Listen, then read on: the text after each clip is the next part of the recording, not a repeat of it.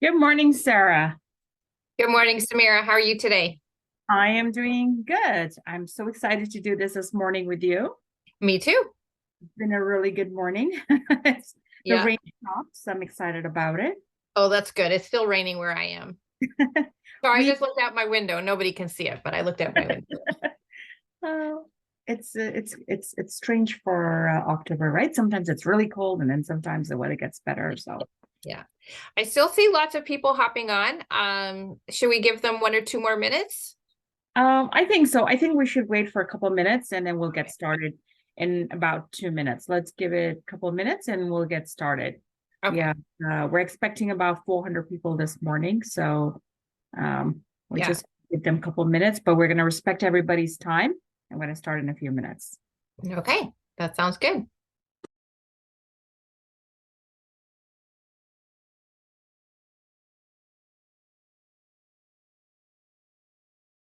I just want to say a couple of things. I noticed that we have the Q&A and chat. If you guys have any questions, please put it in the Q&A. We will get to it as we're going along with the presentation. Today, we have also Jeff, who's going to help us in the background, making sure everything is running smooth. We have a couple of videos to share, so we want to make sure everything is running smooth. Okay, and I have some people who have just raised their hands. Well, sometimes it happens by mistake, so I'm not sure if there's a question right now. They might be waving hello. Hello, okay. They might be. I don't know. Hello. But we will, once we start the presentation in a minute, we will make sure we get everybody's questions answered. And I want to thank, I see a lot of people I know from before. Some of my partners are here. Thank you for joining us this morning. This is really important, Sarah. I always recommend my partners to keep joining our seminars, as our webinars have some repeat stuff, but some of the new material, some of the new claims.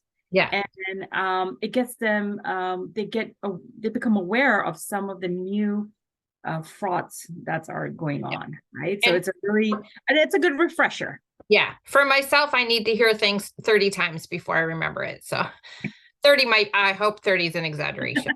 Me too. Don't worry, we're in there. Yeah, Okay. yes, yep. Pam, you are automatically muted. Yeah. So We just cannot see any. Yeah, we cannot see anybody on the attendee list. So I think it's 9:33. So I will start. okay. Okay. Good morning, everybody. Today's presentation is accredited for 1 hour professional credit. And today we're going to talk about fraud, especially as it pertains to private lenders. Please listen for those 2 or 3 takeaways so you can implement it in your practice. If you're looking for tips and tools on how to prevent fraud, then you've come to the right place. One of the recommendations I make is please have your driver's license and passport on hand, as Sarah and I will be covering on how to identify a fake ID. My name is Samira Malik, and I'd like to introduce my colleague, Sarah McDonald. Good morning, everyone. I'm so glad you can be here with us. And as Samira mentioned a moment ago, I see a lot of very familiar faces, some current clients and some past clients. So I'm so glad to see everyone on here today. Awesome. And again, if you have any questions, please feel free to put it in the Q&A and we will answer them as we go along. So what's on our agenda today? So today we're going to be talking about 3 things: how fraud happens, and we're going to share some claim stories. And yes, this can happen to you. Help you understand the reason why title insurance are asking so many questions, especially pertaining to private lenders. And third would be how to be proactive. Before we get into the meat of the presentation, have any one of you heard, do I really need title insurance on my homeowner policy? And before you answer that, let's have a listen to this video clip. I would like you to stop what you're doing and please pay close attention. It is an astounding crime. A home sold right out from under the owner without their having a clue. A CBC News investigation is uncovering new details on this story, including that it's not just a one-off. Far from that. Farah Morali is part of the CBC News investigative team in Toronto, and she's here live with us to begin the hour. Tell us more about what you've learned and found, Farah.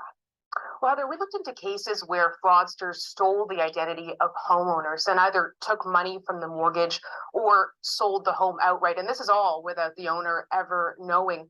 What we've been able to piece together is this. There are at least 30 homes in the Greater Toronto area that have been recently targeted, and a handful of organized crime groups are behind these real estate frauds. Most of these involve mortgage fraud, but at least 4 of these cases involve a home being sold without the owner's knowledge. Now, we had a chance to speak to a private investigation firm that works primarily with One Title Insurance Company. This is the company that steps in when something like this happens. They cover the legal costs, they try and remediate the fraud, and they're tasked with finding those responsible. Take a listen. Typically, it's organized crime that's behind it. The people that actually are front-facing on the frauds, people using the IDs, posing as the homeowners, are not the ultimate people that are receiving the funds. They're usually paid stand-ins. A lot of times they're petty criminals that are paid. Now, King has 4 of these cases on his table right now where a home was sold outright, but there are likely more than that. Keep in mind, he works, as I said, primarily for One Title Insurance Company. There are 3 others in Canada, and we made contact with all of them. And Heather, all of them confirmed that they have additional cases of these so-called stolen homes. I mean, you've been reporting on this for some time, Farah, and continue to uncover more and more of these cases. How long have criminal organizations been running scams like these? So Heather, most of the experts that we spoke to have told us that this is a fairly recent trend. They started seeing the volume of these types of cases pick up in late 2019, continued through the pandemic until now. And the losses are pretty significant. We had a chance to speak to somebody from Chicago Title Insurance Company, Canada, and he told me, or he estimates that the losses to the title insurance industry are about $200 million in recent years. And he says that they went from having virtually none of these types of cases to now dozens. And what he also told me is that they're seeing kind of a level of sophistication with these identity frauds that they've never seen before. The problem we're running into is either fake IDs are so good that they're almost impossible to tell, or we actually have seen an instance where a person had a valid driver's license from the ministry with their face on it, but all of the information of the true homeowner on it. And in that instance, they were able to get a $3.5 million mortgage and disappear. Now, what Ryder told me is that they did have cases where, you know, an ID appeared valid, the numbers appeared valid, that everything looked perfectly normal, but they were just fake IDs. It speaks to just how much this has evolved, the technology has evolved by these fraudsters. He and others are calling for more than one piece of government ID to be used in many of these transactions to kind of stem this tide of real estate fraud cases. Farah, thank you so much. Farah, part of the CBC News investigative team looking into this, and you can read more about Farah's reporting and the rest of the team's efforts at cbcnews.ca today. It is an astounding crime. As you can see, we are all seeing a lot more organized crime on the real estate transactions. And today we're here to make you aware of these frauds, and we're going to share some stories. But before we do that, let's talk about some of the law society obligations. As a counsel, you have the legal obligation to be on guard for your client. As you may or not be aware, private lending fraud claims are all-time high. If you have recently ordered a private lender loan through a title insurance, you may have noticed that we're asking some questions. And today we're here to answer some of those questions, how they make sense. Since private lending is unregulated business, unlike banks, credit unions, and trust companies, there's inherently much higher risk involved. We want to prepare you by asking the right questions and to make sure all the parties involved will be protected, including yourself from being duped. These frauds are not limited to private lending. Hacking and impersonation also impacts institutional lenders and vendors as well. I'm going to share some stories on hacking and vendor impersonation. Asking questions help us determine what coverage will be afforded and what exceptions may be added by taking away some of the coverage. So we have to work together to prevent fraudsters from taking advantage of innocent homeowners and our lender clients. Now, I'll be going through some of the underwriting questions. Please feel free to ask questions in the Q&A. But let me share this picture with you. Anyone would like to guess what is going on in this picture? And I'm going to post the poll right now. So if you give me a few seconds, we're going to post it, and then we're going to see some of your feedback. It should be on, and there you go. Oh, my apologies, I got the wrong one here.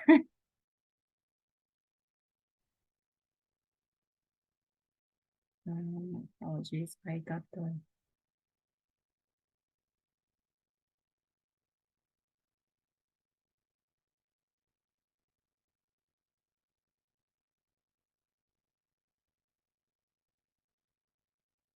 Okay, something is going wrong. I apologize. I'm going to try this one more time.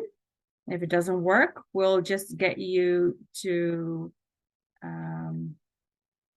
we'll just get you. You know what? I'm going to get everybody to just put in the Q&A so they can give me some of their feedback. Take a guess.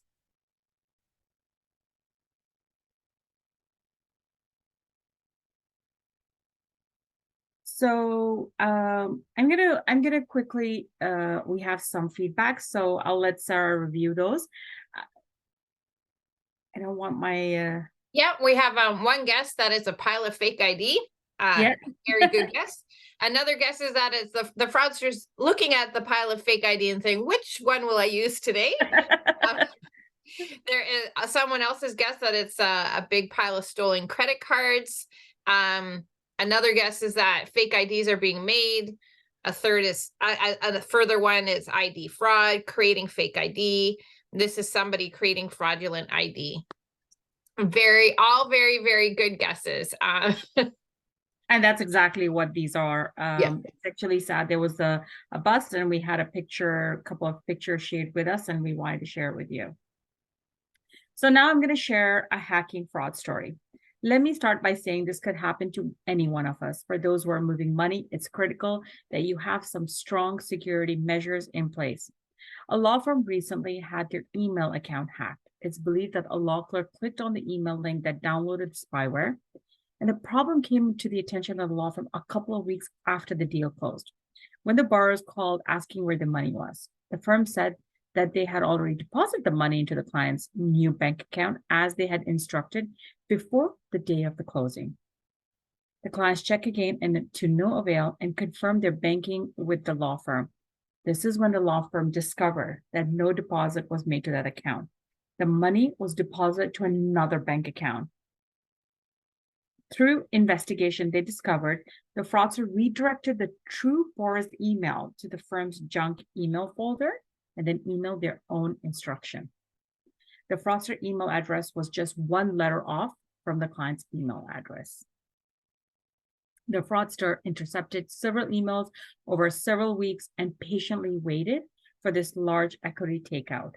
On a rental home, no less, the fraudster provided a replacement void check last minute and made it to look exactly like the true clients and requested the wire to go there.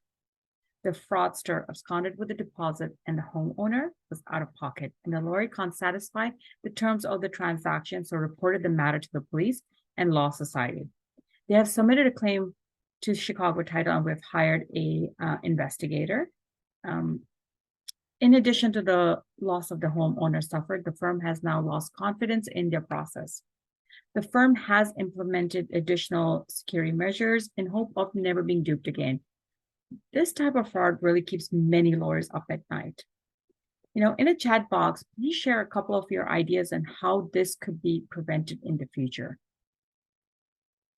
So I'm just going to wait for a couple of minutes to get some feedback from you. How can we avoid from this happening? I have a couple of suggestions and ideas, but I would like to hear, what do you think we should do? If you were in that situation, you obviously don't know, but if they're a fraudster, but what can we do? What can we do different? So I see a few feedbacks coming in. Yep, somebody suggested to request more than one picture ID, which is excellent, excellent suggestion. Call the client and confirm their banking details, another excellent suggestion. Also, yeah, somebody else said the same thing. A third person said the same thing. You guys are on the ball. Yeah, I love this group. Yeah, verify account information of independent of email. Exactly. Don't just rely on email. Somebody else suggested you use Treefort. We actually have an excellent option for you that we're going to discuss at the end of the presentation today. Another lawyer said they always get to know their client. And another one says verbally confirm banking details. Absolutely. And somebody said the chat box is disabled, but that's okay. You can use the Q&A. So, thank you. Awesome. These are all great. I love these responses. I love that we have a good interaction going on this morning. So one of my lawyers suggested not to wire funds, especially when you're not sure if there's a change, last minute directions. Write a check out. They find it safer when you're talking to the person on the phone. Just write a check out, especially when you don't know the client. I think we had a poll for that, but we're going to skip the poll. We're going to go to the next slide. So we ask these questions before your order moves into an underwriter. So these are private lender transactions, and these are questions for your borrower side. So you're probably acting for the lender, and now there's a different lawyer set for the borrower side. So have you acted on this transaction for the mortgages before? Yes gives us the strength into the transaction, and no gets us to ask more questions. Yes means that you have the client's ID and a signature from a previous transaction to compare to. Who referred them to you? You want to make sure your referral source is credible. We have stopped many transactions, sadly, because the referral source had been suspended or delicensed. And we're going to investigate the transaction further. Please watch out for our fraud collateral on our website. It's a really good checklist.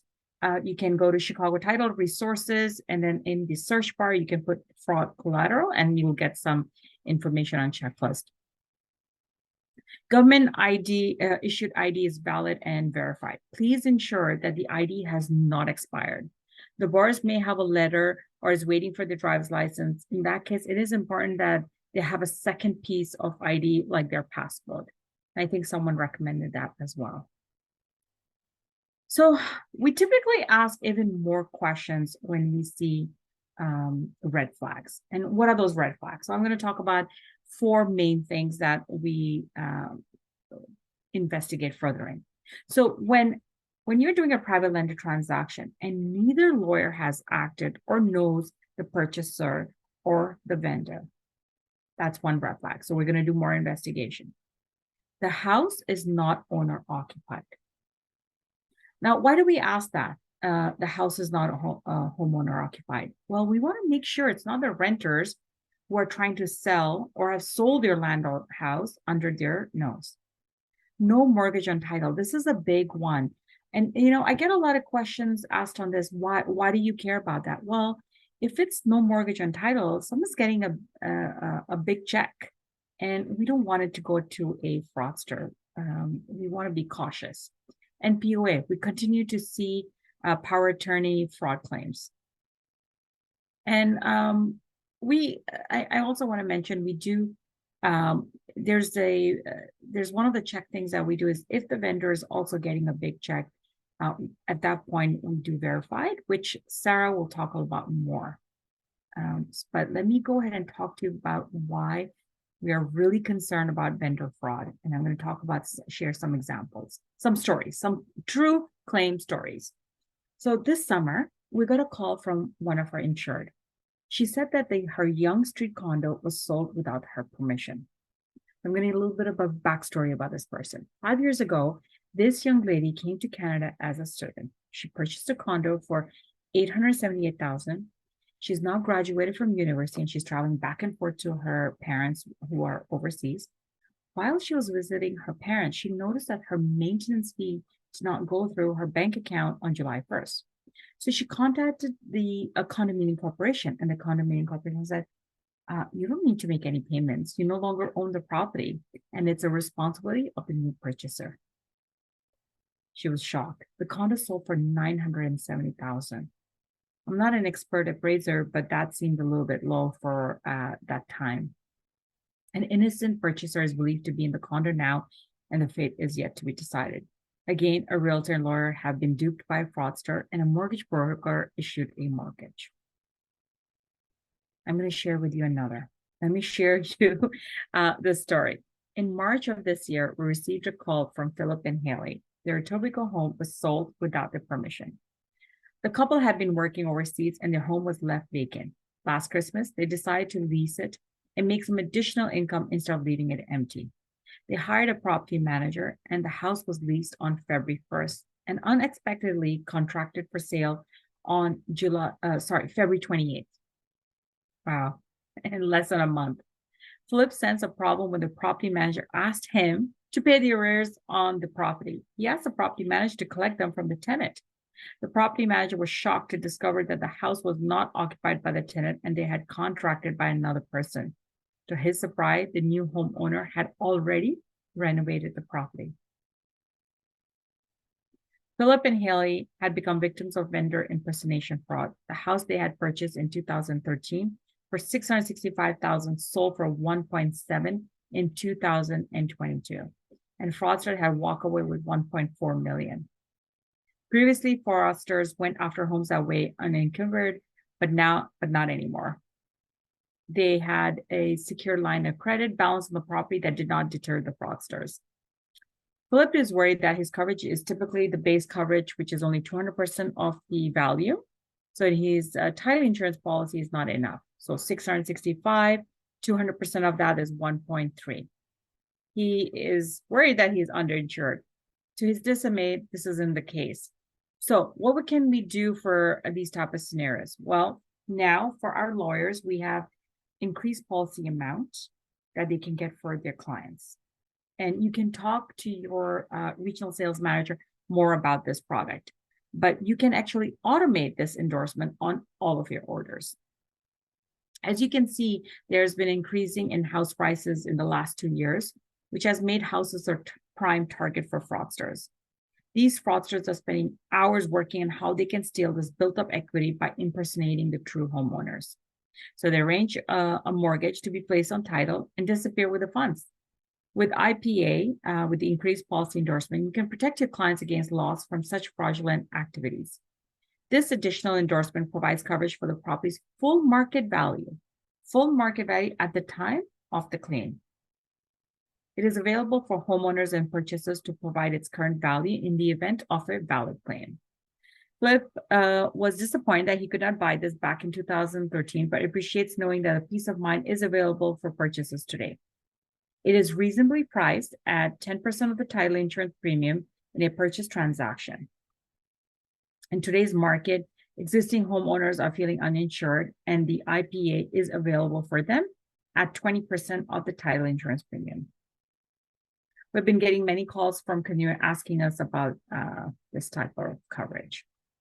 Now I'll have Sarah, who's going to talk about red flags. Great. Thank you very much, Samira.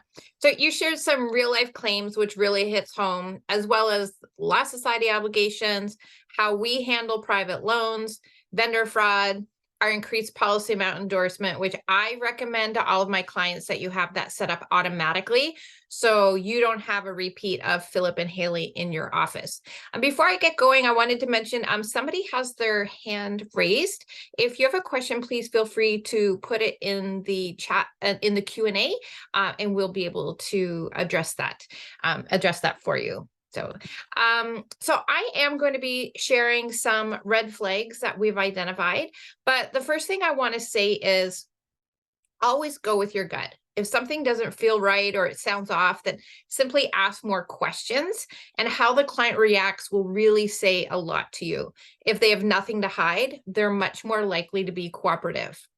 My first red flag is if the client is pressuring you to get the deal done quickly and to rush through things, it really might be time to take a breath and slow down. Some law firms insist on a minimum of 2 weeks to process a private loan. I know, ha ha ha. That is very hard to do, but it's always nice to ask for that. And when the police interview the straw men, they learn that fraudsters will shop for a lawyer who will close in a couple of days so that they can take off with the money and flee the country. My second red flag to look out for is, where are the clients currently living? Where are they working? Does the location of the law firm they're using make sense to you? And how did they hear about you? Who was it who referred them to you?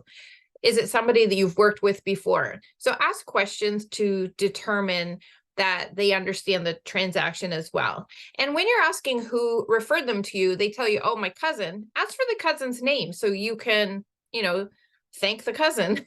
And it's always nice to thank your referral sources. Third red flag to look out for is for recent construction liens being registered on title.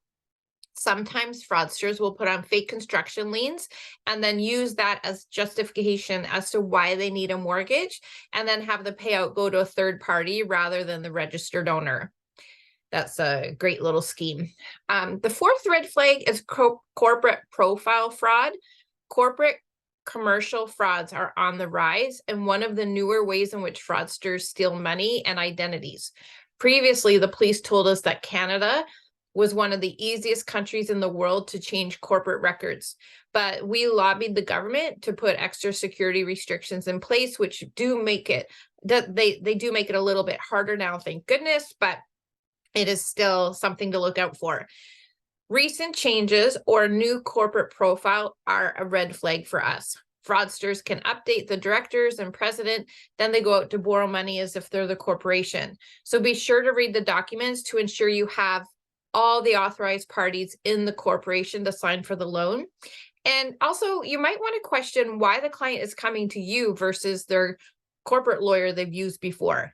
Like, I'm sure you're an awesome lawyer, but it's nice when clients go back and use their lawyer for all of their legal needs. Also, be sure to check the ID and signatures with their usual corporate lawyer if you can. Now, in this story, of this claim, the lawyer was asked to act on a corporate purchase of an industrial building. Independent legal advice was also required, and he sent the clients to a lawyer friend down the hall. Not long after closing, it was discovered that these two borrowers could not be found. Unfortunately, the lawyer neglected to review the corporate profile document thoroughly, and they missed that it had been recently revised, removing an old director and putting on a new one, and that in fact it required more directors than just the two to sign for the transaction. That lawyer's confidence was shaken, and he felt badly that he involved the other lawyer's friend down the hall in the transaction. Now, something a lot of us here, and in my area, I know I have a lot of small towns in my area. I hear this all the time. I know everyone in town, that you're not worried about fraud happening in your law firm because it's a small town, you know everybody. We recently had a meeting with a lawyer in a smaller city who said that very same thing. Then at the end of the meeting, they realized they had just done several incorporations for a client who had disappeared without paying their legal fees. Is this a fraud? I'm not sure whatever ended up happening, but they certainly were asking questions after our meeting. So now let's dig deep on checking IDs. If you do have your driver's license or your passport handy, now is the time to get them out. So I'll show you on the passport screen, on the passport photo, that the passport number along the top right is duplicated at the bottom along with the person's name. Also, be sure to ask what city that they got their passport in. It's very likely different from the city they were born, and both of these cities are included on the passport. The date of expiry is the exact same date as the date of issue, except 10 years later, and the month and the day will be the same. So the date of the month and day of issue is the same of the month and day of expiry. There also should be a laser cut code burned right into the pages, and this code is the same as the barcode on the signature page. Now, if you actually take your passport and hold it up to the light, you can see the word Canada and maple leaves through the paper. And we have a lawyer that we know of that has purchased a UV light that helps. He holds the UV light up to the passport, and it really helps show all of the security features. Make sure you check their full name and look for spelling mistakes. I know spelling mistakes do happen, but make sure you check that. Spelling mistakes are more likely to happen with a fraudster. And also, fraudsters often alter the birth date, but just by 1 or 2 days. They alter the birth date, the real birth date of the person, a little bit by 1 or 2 days. Now we are going to look into checking your Ontario driver's license. So if you have it handy, please get that one out. These are some tips to ensure the driver's license in front of you is legit. Now, I always recommend when you're meeting with your clients, assuming you're meeting with them in person, that you take the ID to the photocopier, which hopefully is in a different room, so you can color copy it and enlarge it at the same time. Or you can look at it with a magnifying glass or use your smartphone to snap a picture and zoom in on it. Being in another room at the photocopier or in your lunchroom or something, you won't feel nearly as awkward really inspecting the ID and taking your time with it that as you might if you're doing it right in front of the client. So just take a couple minutes to go and do that. Now, when you check the driver's license, there are 10 things we suggest you can look for. When you look at the back of your driver's license, there's a line going right across the back of the license, and it just looks like an underline. But when it's enlarged, you can actually see that it's the person's name repeated over and over. So check that name, check it's the correct name, check that it's spelled properly, and really have a good look at it. And as I say, always zoom in on it or enlarge it on your color copier. There's also a unique identifying number on the front, which is repeated on the back. So check that number. And it's important to note that some fraudsters, the ones who aren't quite as expert and professional as others, only fake the front of the ID, but they don't do the back. So inspecting the back of the ID is very important. There's also another line on the front of the ID vertically beside the photo. Again, when it's enlarged, you can see that this is the person's name repeated over and over. Again, check it for spelling, make sure it's the right name. And the last 6 digits of the driver's license number is the birth year, month, and day. And I want to talk about this for a second. On a female driver's license number, the number 50 is added to the month. So if the client is female and her birthday is February 28th, the last 4 digits will be 5228. If the client is male, the last 4 digits of the driver's license will be 0228. So 50 is added to the month number. Also, if it is actually added, it's not just a 5 plunked in. If the female's birthday is October, November, December, October would be 60, November would be 61, and December would be 62 for the month number. And you also want to check that the fonts contained in the ID all match with each other, and check all the words and names on the ID for spelling errors. Now there's a trillium at the top right. Make sure that it is reflective when you tilt it in the light. And there are wavy green and blue lines all over the ID. When you enlarge it, you can actually see that these lines actually are made up of the word Ontario repeated over and over very tiny. The expiry month and day is usually, not always, but usually the individual's birthday. And the second photo at the bottom right will disappear if you tilt it at the correct angle. This is, it's really, I know virtual signings are very popular and very commonplace, especially today. If you can meet with clients in person and actually hold the ID, is really beneficial. Now the bold line with the dates and age at the bottom, as well as the bold line with the license number, they're raised, which you can actually feel the raise with your fingertips. And we point all these things out because a fraudster may not know about, or have the time or the capability to recreate all the finer details when producing a fake ID. And you can also visit the Ministry of Transportation Service Ontario's website and validate a driver's license for free. We'll provide you with the website link for this. I believe it's on the screen already. Now, here's a post-fraud discovery. Where we have investigated impersonation, we've discovered that the issue date on the driver's license does not match the original true ID. So if you've acted for the client before, or if you can check with another law firm that represented them on their last deal, you can actually check the date of issue on the ID they provided last time, because the issue date can actually be key in preventing fraud. So getting to know your client, it is important. And somebody mentioned in the Q&A when you're making comments that they really take time to get to know their client, and this is very important. Having transacted for your client before makes a huge difference to title insurance, and it really helps reduce the inherent risk of fraud. Setting clear expectations with your client will help smooth out your transactions.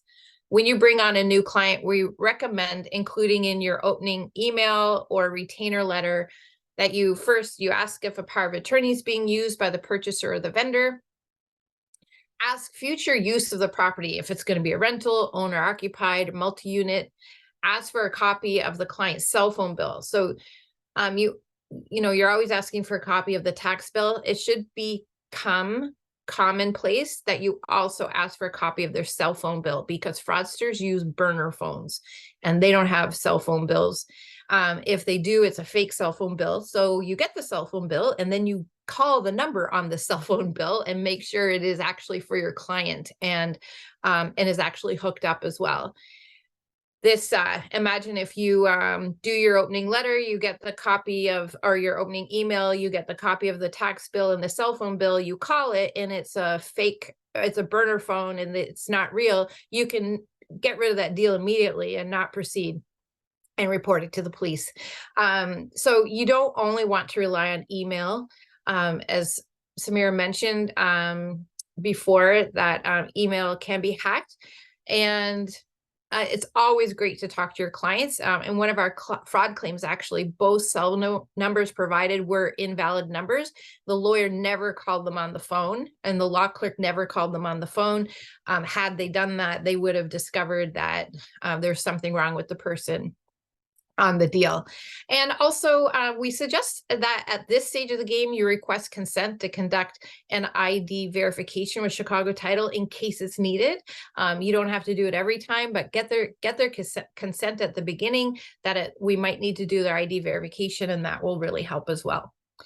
Now, look at the different ID of this serial fraudster. This fraudster tried to obtain a mortgage with one of our keen-eyed lawyers, and they spotted all this fake ID. Can you see anything wrong with it? Take a really good look at it. And I think Samira is going to try to get a poll up. I'm doing it right now. Okay. Have a look at all this fake ID and answer the poll question. Should it pop up with your guess as to what is wrong with all of this ID?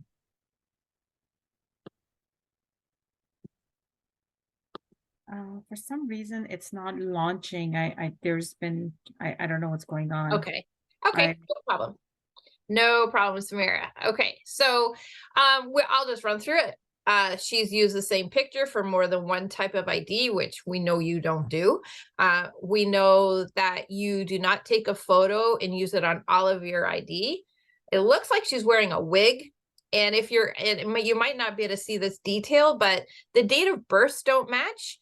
And also, according to her ID, she's 66 years old, but she really doesn't look 66 years old.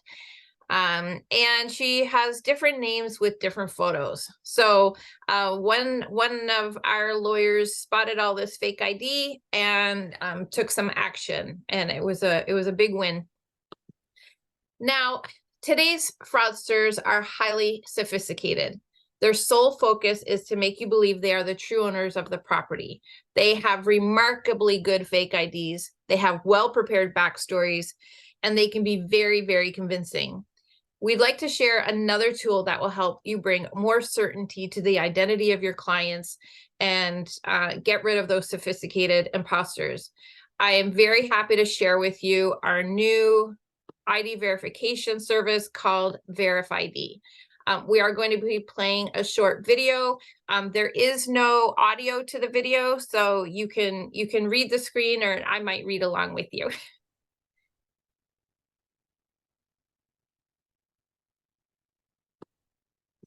Did you know?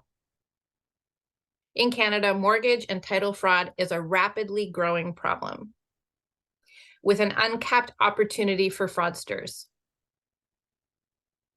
Are you sure that all the parties in the transaction are who they say they are? We're introducing, drumroll, VerifID, our industry-leading and secure online identity verification platform checks identities against secure and trusted data sources and using multi-factor authentication, something they have, something they know, and something that they are. Help stop real estate fraud in its tracks with VerifID. So I have been conducting an awful lot of meetings lately introducing VerifID. And it is totally, it's totally our own product and service. And part of the reason I've been conducting all these meetings lately is because of the new Law Society regulations coming into effect in January. And our VerifID exceeds the Law Society's requirements. So our VerifID ID verification service can be added to your toolbox. We have been conducting ID verification for a few years now when necessary, and our team has had great experience with this. So our VerifID will check the identity of your clients, vendor clients, purchasers, borrowers, using multi-factor authentication against secure and trusted data sources, ensuring all parties are who they say they are. What is multi-factor authentication? So we look at 3 areas. Something you have, like a cell phone, key card, USB, could all verify your identity. Something you know, personal information only known to you, and something you are, like fingerprints, iris scans, or some other biometric data that prove you are who you say you are. So our service with Chicago Title checks on the identity of the borrower from several aspects. In May, we received 6 fraud claims. Had our VerifID been conducted, we would have prevented 2 of these claims from closing in the law firm. Our process of identifying your client exceeds the new model rules recently passed by all the law societies in Canada and is FinTrack compliant. Please make sure that you're using the most recent intake forms from your law society. In Ontario, they were changed last year, I believe. You can order our VerifID 2 ways. You can order it ahead of time or at any time on our website at CTIC Express. When you log in, there is a button at the top right-hand corner that says ID verification. Just click that and you can submit the details. Now, I actually have a lawyer who requests this on all new client files. Actually, there's more than one lawyer now. They request this on all new client files as they intake the client for clients they've never acted for before, or aren't, the daughter of a current client or the son of a current client, somebody personally known. Now at Chicago Title, with our VerifID, we interpret the results for you, which is really important. You're not just getting a report and don't really understand what it's saying to you. We actually interpret the VerifID results for you, and you will get a response indicating a failure or a pass. And please note, just because you get a failure does not mean you have a fraudster in front of you necessarily. It just means that more due diligence is required. VerifID can also be ordered in conjunction with your title insurance policy, and you do this by selecting yes. On the second screen, when you're doing your title insurance order, it asks, would you like to order VerifID? Answer yes, and there'll be a pop-up box where it asks you to include the client's name, cell phone number, and their current address. Please let the client know to expect to hear from us to verify their identity and that the link we send to them is safe to open. Giving the client the heads up that we're going to be calling them and then we're going to be sending them a safe link is very crucial in getting their ID verified in a timely manner. When we look at order delays, this really is one of the biggest reasons because clients aren't on board and they don't know that we're going to be calling them. They don't return our call for days. And even though we keep calling and we call you, so we do require the cooperation of your clients, and we do request you allow 1 to 2 business days to do VerifID. It can be requested as a rush. I had a client who got it done in just a couple of hours one day last week, but having your client on site is critical in getting that done quickly. We've also had a number of conversations recently with private lenders who really would like to see ID verification done even before the file gets to you, and that would be ideal. You can also help us expedite ID verification by 1, getting authorization from the borrower to conduct ID verification. 2, confirming the number they provide is in fact a cell phone number, not a landline. It does need to be a cell phone. If they don't have a cell phone, let us know. We can work with you. And just like you asked for a copy of the tax bill, ask a copy of the cell phone bill at the beginning of the deal. And as I mentioned earlier, many fraudsters are working with newly issued burner phones. We hope that if you take anything away today, it is this: multi-factor authentication is where it is at when it comes to ID verification. Check that the parties in your transaction are validly licensed in the profession, including the lawyer on the other side, mortgage broker, real estate agent. Check the ID and run the driver's license through the MTO search to make sure the number is valid.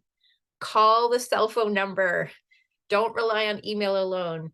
And use Chicago Title's ID verification, VerifID, to verify the identity of clients you've never acted for before. And as I mentioned, including vendors, you don't want to be handing over a huge chunk of money to somebody who might not be the actual owner. We really all need to work together to prevent fraud.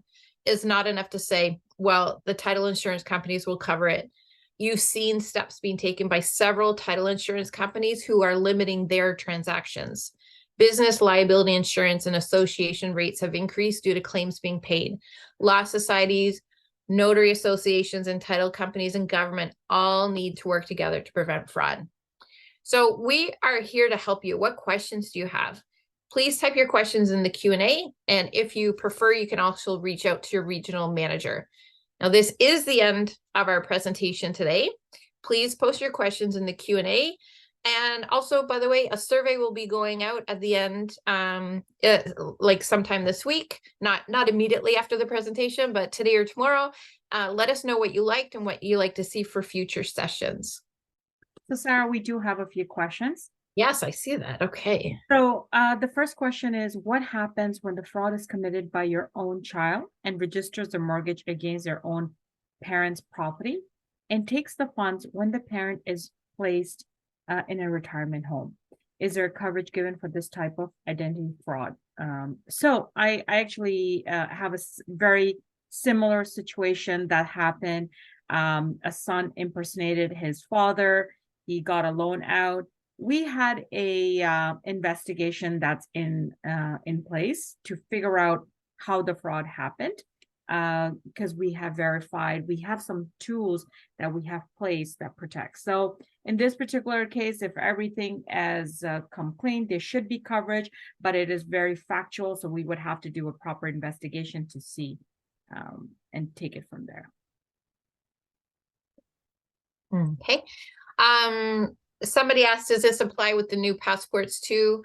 I know that there are security features in the new passport, but I personally don't have one, so I haven't been able to see that.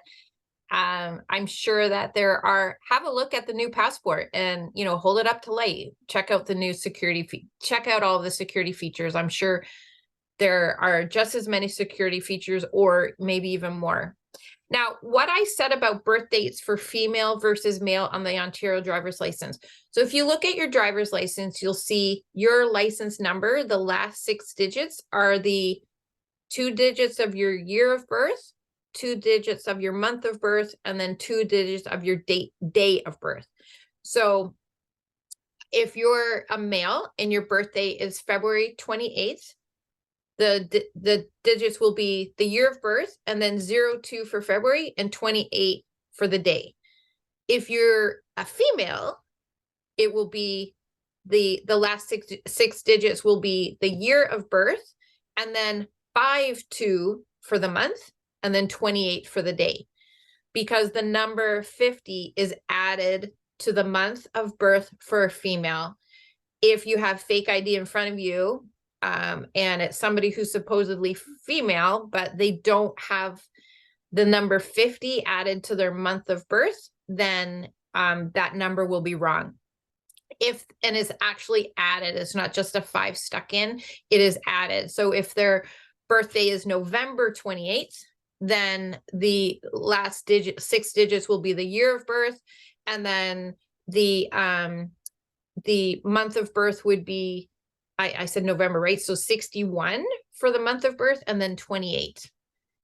So I hope that makes sense. Let me know if you have more questions on that. So the processing time for doing Verify ID is 1 to 2 business days. As I mentioned, I did have a client who did it in only a few hours, like less than 3 hours one day last week as a rush.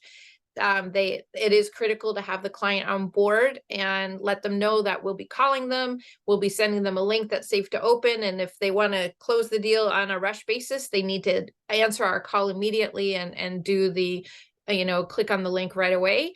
But we do request 1 to 2 business days if possible. So Sarah, I want to add a few things. A lot of people ask me, what is the process? Well, to get the client to call us and to start the process is only 5 to 10 minutes. I've done it personally. It doesn't take more than 10 minutes. The results come out instantly as soon as you do the verified process. The issue, what we're seeing is that when the clients don't call us, when they say, oh, we'll call you back, or I didn't know I had to do this, those are the delays we can't control. But if we had, in a perfect world, if we said, yes, we're ready to do it, then we can do it. It'll take 5 to 10 minutes. The results will come in within 5 to 10 minutes as well. So it's not a long process. It's actually a really quick process. Yeah. Another question that's come up is, do you need a separate account? No, you have your login details already for CTIC Express. It's our website. If you don't remember what they are, you can go to our website, go to log in, and then hit forgot password, and then enter your work email that you have registered with us, and an email link will a link to reset your password will be sent to you. You just need to go to our website, and once you log in, at the top right corner beside, right at the top right hand corner, there's a button that says ID verification. So you just click on that and you can enter the information, or you can do it while you're ordering a title insurance policy. The benefit of ordering it in advance is that if your client doesn't get back to us for a day or two, it's not going to hold up the deal. And when you do order in advance, and then you later order a title insurance policy, by the way, you do not have to order a title insurance policy, but if you are ordering a title insurance policy and you've ordered the ID verification in advance, when you order the title insurance policy, our system will pick up the addresses and marry them together, so you don't even need to let us know. So I hope that helps. It is $25 per name plus HST, and yes, it has to be from a law firm. Somebody's asked if lenders or mortgage or real estate brokers can do it. You do have to be a lawyer. Oh, so sorry, Sarah, I do want to add something. So I work with a lot of brokers in my area, and I get this question asked all the time. I can connect you with somebody. We can connect you with somebody that can help you through this. And we want to make sure that you have the right legal support as well if things are not going right. So I had a situation where a broker referred a deal. The lawyer did the verified. It turned out to be a fraudulent deal. The broker and the lawyer worked together to address the concern they had with that particular individual, but it was just a safe environment for the broker. Yeah. Another question was, you do not need to order a title insurance policy. For example, you can order this on your vendor clients, and you're not ordering title insurance for a vendor. You can order this on any client where you want to verify their identity. And another question was, does it work effectively for non-residents?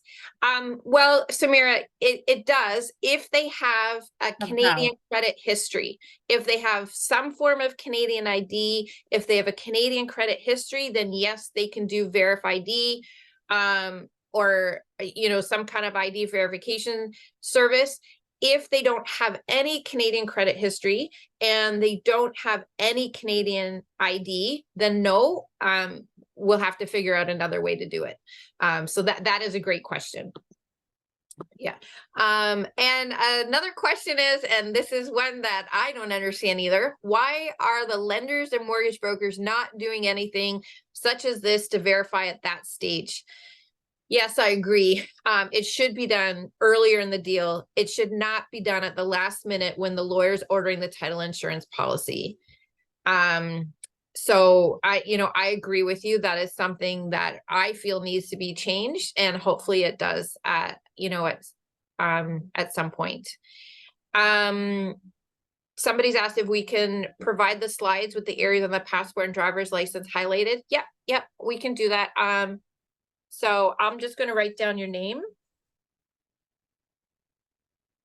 and I'll make sure that I email that to you.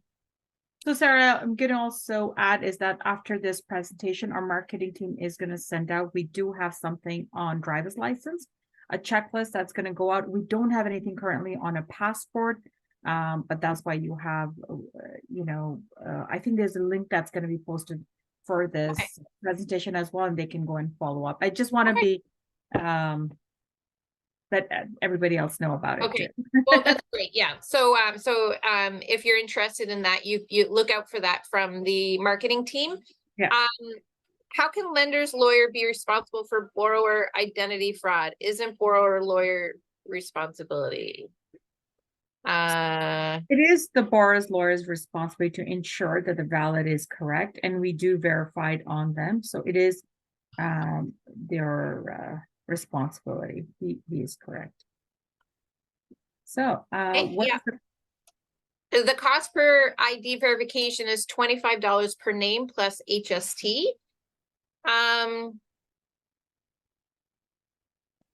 Another tip is to look for property insurance issue date.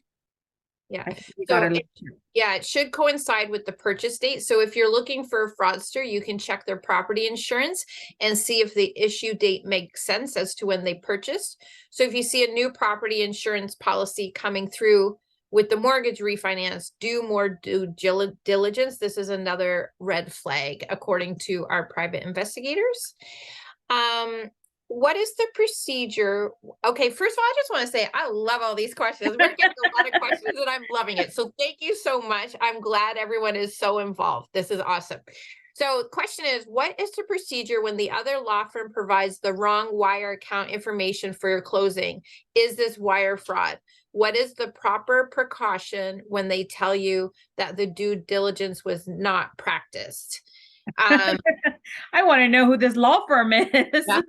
I don't think that if they made a mistake, it may not be wire fraud, but this is another reason to insist on paper checks or bank drafts, because if a paper check or a bank draft is negotiated fraudulently, you can get your money back, or you can apply to get your money back from CPA.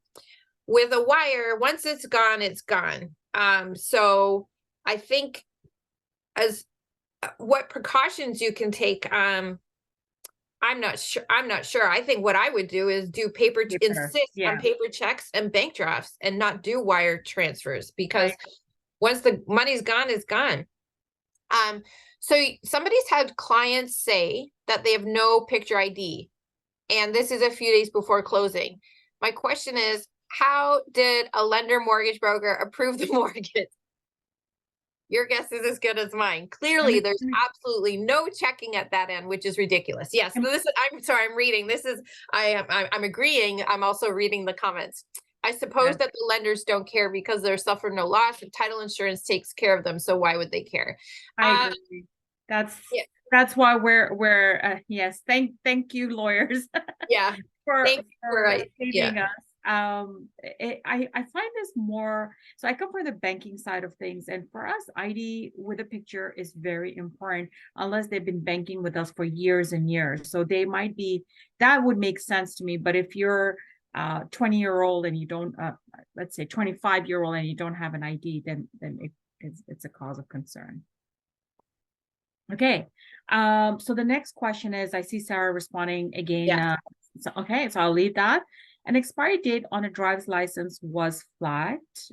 So I lost. Okay, an expiry date on a driver's license was flagged in the software system as the date was on a Sunday in the year of expiry.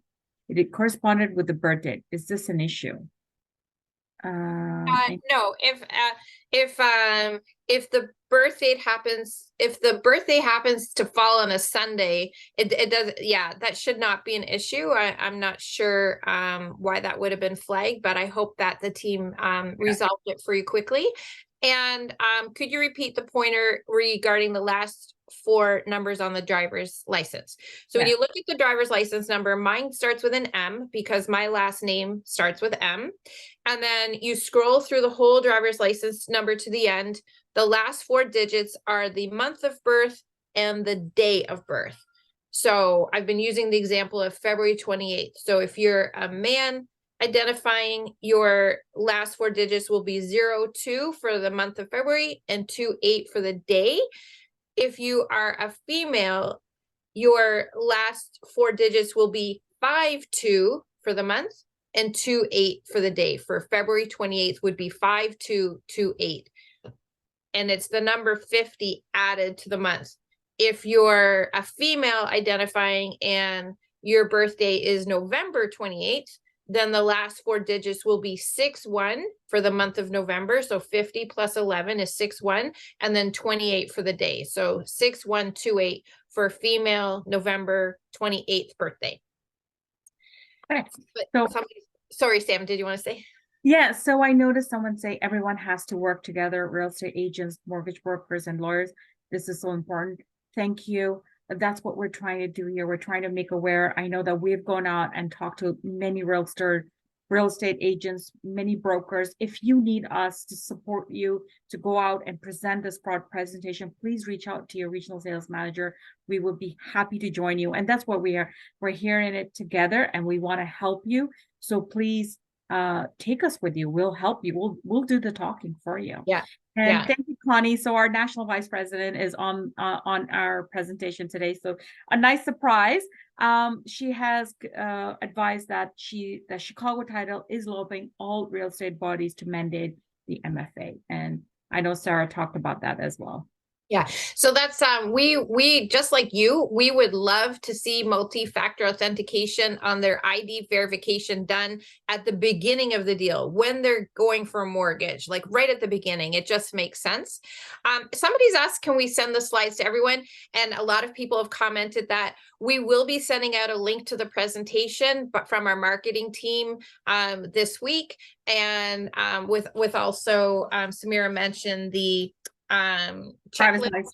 The driver's license checklist. So somebody else has asked, verified. Yes. Sorry, and I just want to add also is that if the slides are important to you, talk to your regional sales manager, your account manager, reach out to them, go through with them on a one-on-one. We love that. We love to sit down and have a meeting with you and talk about it on a one-on-one basis, and we can go over the slides again. So we can also do that for you. Yeah, absolutely. Somebody's asked if VerifID is owned by Chicago Title. Yes, VerifID is owned by Chicago Title. We have been conducting ID verification for a few years now with another company. And just in the last month to two, we've launched our own VerifID product and service that is totally run by Chicago Title. And it's really great. We've been doing it, as I said, for over a month now already. We're ironing out any kinks. I think they've already been ironed out, but everything's always a work in progress. By the time the Law Society's regulations come into play in January, we're going to be running all on all cylinders. So another client says many older clients have expired IDs. Is that acceptable? So this is, again, a very good question. I deal with a lot of firms that are dealing with senior or who are retired and they don't have an ID in their 90s. We try to work with you. We need a declaration. We need something that can confirm the IDs. Like I mentioned earlier, sometimes the banks have a working relationship with them. Somebody has to attest to it. We want to protect innocent people. So we'll work with you. We'll try to figure out. We try our best to accommodate and try to see what we can do, but we find a way. We'll find a way to help you. Connie, again, our boss here has mentioned that the bodies that regulate mortgage brokers has boosted their penalties and the brokerage firm penalty as well, for not complying with regulator requirements. So that's awesome. Somebody else has asked you our view on signing documents with DocuSign. Go right ahead, but use a verified ID to make sure they are who they say they are. How can we verify if somebody presents an Ontario ID? You can use our Verify ID. It just needs to be government issued photo ID. So there are many different forms of ID you can use. And another question is, what happens if the client is out of the country, for example, on vacation? With our Verify ID, we send them a link. They do not have to download an app, and it will work anywhere in the world. If they're out of the country on vacation, they should not try to lie and say, yes, I'm at home at my house in Milton. They should actually say, I'm in Florida or I'm in Europe, because jacket as well. the geolocator will flare up if they fib and say they're somewhere else. So tell your clients, when it comes to Verify ID, I always give this tip to my lawyers. They don't have to get 100% in order to pass. So they do not need to worry and stress out. To be perfectly honest, I had to call my bank last week about my debit card because the chip stopped working. I failed the automated questions and got put through to a person. I barely passed those questions. Sometimes we forget things, and they don't need to get 100% in order to pass. They have to do their best and to relax and be honest. Like, for example, if they lie and say, yeah, I'm at my home in Milton closing my deal, but they're in France having a great time. They're in France. Let them be in France. That's totally fine. So we've got some thank yous. And somebody's asked about red flags. Yeah. When a client uses photo ID card that's a citizenship card issued years ago. Usually, no. Yeah. I mean, we have a concern if you have a driver's license that's expired and you just renewed it. I don't think we have any concern. Yeah. Somebody's asked the difference between Treefort and Verify ID. I don't know exactly the ins and outs of Treefort, but I do know that our Verify ID is run totally by us. We have a team who interprets the results for you and determines if there's real risk versus very low risk. And we also I mentioned that you can use our Verify ID service no matter where your clients are located at the time in the world, as long as they have some kind of a Canadian credit history. So I know that, we also do the biometric facial scan and we've applied on 2 pieces of government issued photo ID, which is in line with the Law Society's requirements. So that's what I think those are the key highlights of our Verify ID. Is $25 a name plus HST. And I think, Sarah, I want to mention is what I love about what you're mentioning is that we don't give you just the results. We try to help you resolve those concerns to move forward on the transaction. And that's what we've been successful at, is helping our firms get to the bottom of it, and we try to resolve it. And we really work hard to ensure that we can get this resolved for you. Somebody's asked if the Law Society's position on health cards has changed. I don't think it has. I believe in Ontario, you are not allowed to use an Ontario health card as valid photo ID. So you can use a driver's license, passport from another country, ID cards such as a gun license, because they're government issued photo ID, or provincial ID card with photo ID. You can use a Nexus card and a Fast card. So that was really fast. But if you have questions, call your regional manager and ask them to come to your office or do a Verify ID presentation with you on Zoom. And all of this will be discussed in detail. And I've just realized we're sitting here answering all these really great questions on Verify ID. I've actually been going out to my lawyers and meeting with them personally or on Zoom and conducting Verify ID specific presentations. They take about 30 minutes and we're happy to do that. So somebody's asked about a free trial period. Nope. We do not have a free trial period. Our system is absolutely amazing, and I personally think it's the best out there, and it's worth $25 a name. And I think you know, somebody asked, I was actually talking to somebody and they said that they're looking for free trials for themselves.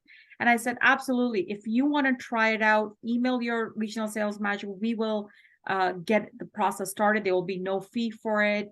And we will make sure it's done. And again, like Sarah mentioned earlier, we really are, you know, I know there's a fee associated, but I want you to understand, let's not worry. Our policy, our coverage is giving you something to protect you.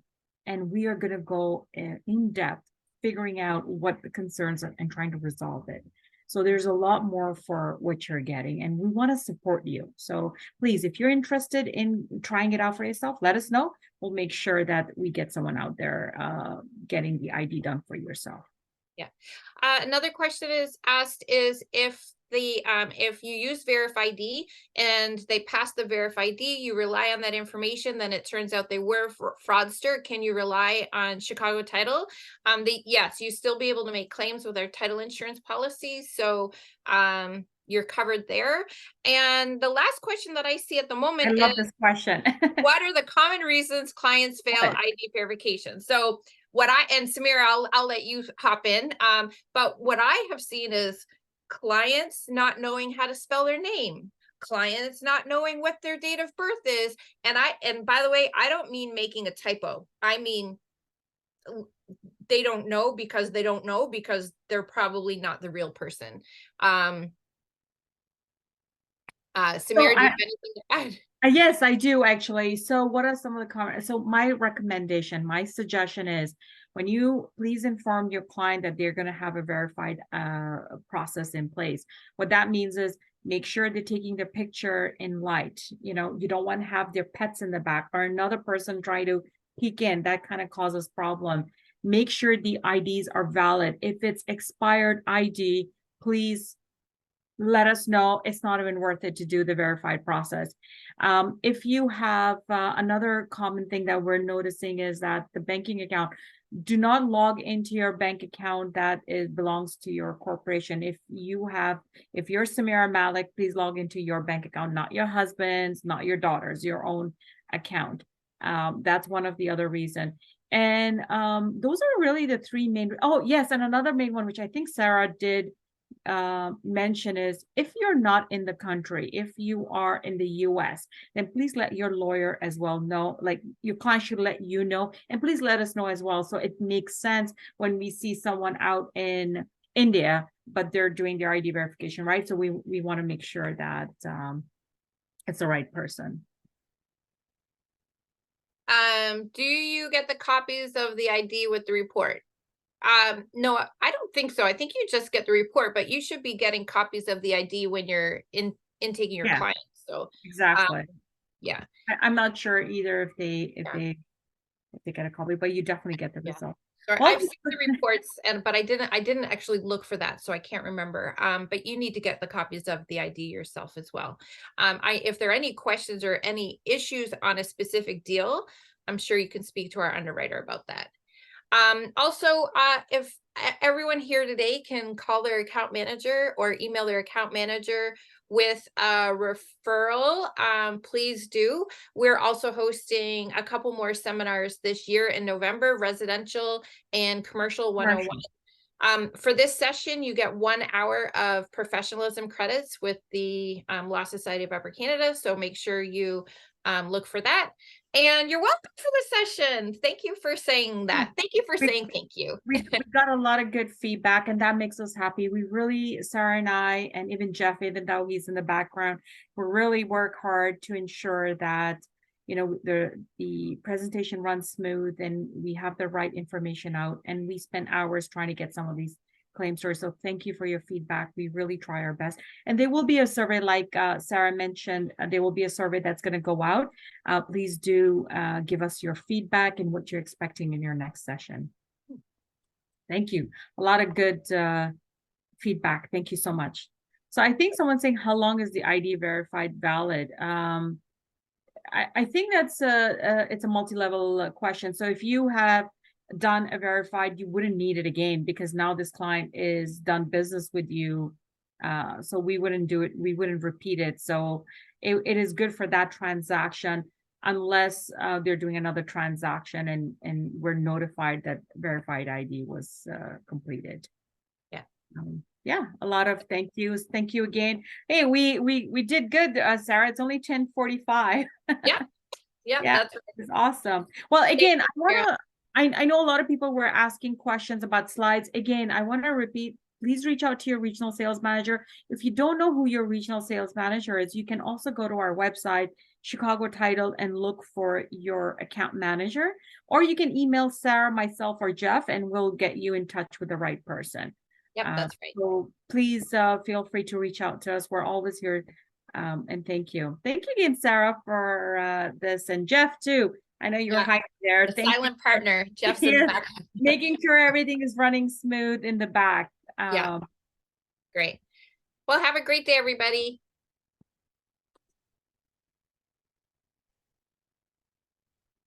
I think we just somebody asked about the property insurance date. So if you're doing an example, a refinance transaction, and your clients have provided you with a copy of their property insurance, which the lender requires, and the date of issuance for the property insurance doesn't line up with the time frame that they bought their house in, then that would be a red flag that you want to investigate further.